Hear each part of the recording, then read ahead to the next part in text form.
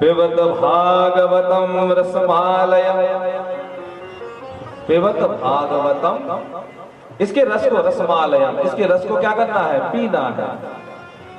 अच्छा एक बात यहां आती है, कथा तो सुनी जाती है, पर यहां लिखा है पिबत भागवतम रसमालयम, यहां श्रृणुत भागवतम रसमालयम क्यों नहीं लिखा?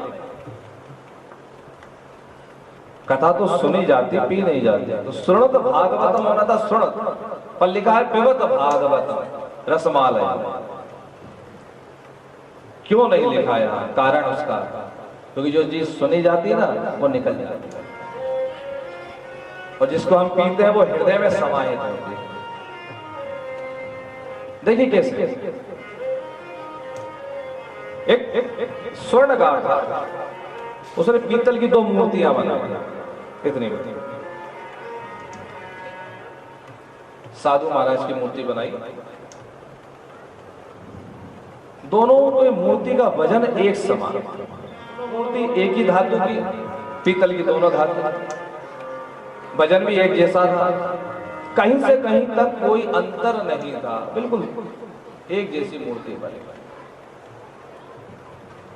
बाजार में लेके बैठ गया रोड के किनारे और दोनों मूर्ति रखी, आवाज देने लगा, आइए मेरी मूर्ति की परीक्षा कीजिए, वो मूर्ति ले जाएगी। एक मूर्ति कीमत 10 रुपए और एक मूर्ति कीमत 1 लाख रुपए। जो पहचान गया उसको वो मूर्ति में निःशुल्क दे दूंगा। थोड़ी दूर पर सामने एक महाराज जी बैठे थे, वो सब देख रहे थे, लोग आते परीक्षा लेते चले जाते, पहचान नहीं पा रहे थे क्या कारण है, क्या कारण है। महाराज जी सायंकाल बेला में उठे, उन्होंने देखा कि चलो मैं भी देखता हूँ क्या है। पूछा उससे, भाई क्या है? तो उन्होंने बताया कि महाराज जी एक मूर्ति की कीमत 10 रुपए है और एक की कीमत 1 लाख रुपए है। बोले दोनों पीतल की? बोले हाँ दोनों पीतल की, कोई अंतर नहीं कहीं से कहीं तक। अब आप परीक्षा ले लीजिए और ले जाइए। महाराज जी ने अपने हाथ की मोली खोली, कुछ तो था नहीं महाराज जी के पास, मोली खोल के थोड़ा सा मेठा, थोड़ी सी मोली हल्की सी टाइट आई। फिर महाराज जी ने क्या करा, एक मूर्ति के कान में इधर से डाला, तो वो धागा यहां से बाहर निकल गया। एक मूर्ति के कान में धागा यहां से डाला, वो यहां से निकल गया। कहा भैया ये तुम्हारी मूर्ति 10 रुपए की,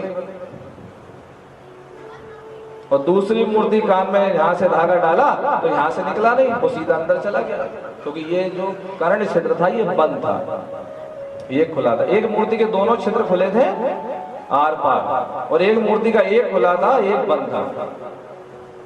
उसका महाराज जी तुम पहचान तो सही गए, अब लेकिन मुझे इसका कारण भी बताओ। ये तो कोई भी बता देगा, पर ऐसा क्यों? क्या कारण है कि जिस मूर्ति के दोनों कर्णों में छिद्र है वो 10 रुपए की है, और जिस मूर्ति के एक कर्ण में छिद्र है और एक में नहीं है वो 1 लाख की क्यों है?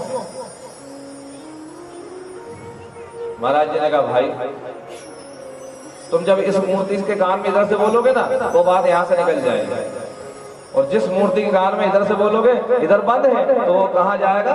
सीधे हृदय में समाहित हो जाएगा। इसलिए ये 1 लाख की कीमत है।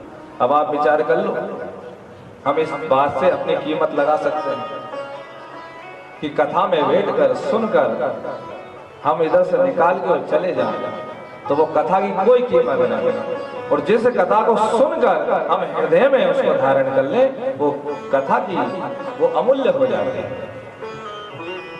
इसलिए कहा गया पिबत भागवतम रसमालयम, इसके रस को पीना है, सुनना नहीं है, क्योंकि जो सुना जाता ना वो निकाल दिया।